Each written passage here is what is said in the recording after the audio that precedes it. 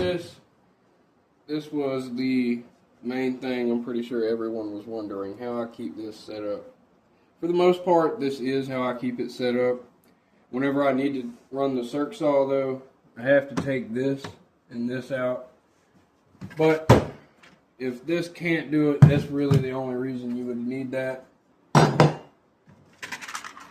Again, I do recommend the Bosch blades. They are wonderful. You're stuck. Definitely keep the nail gun in there. When I do have the drill, I do put the drill in there, but I just have both of these wonderful little impacts in there right now. Router,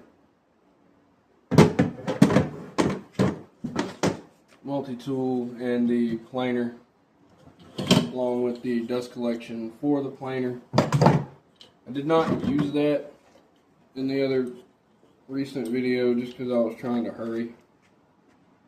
I wasn't trying to mess around with all that. It's not like it's hard. I just really did it.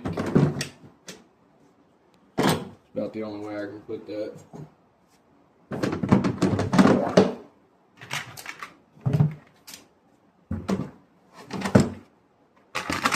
But yeah, that's going to be the setup.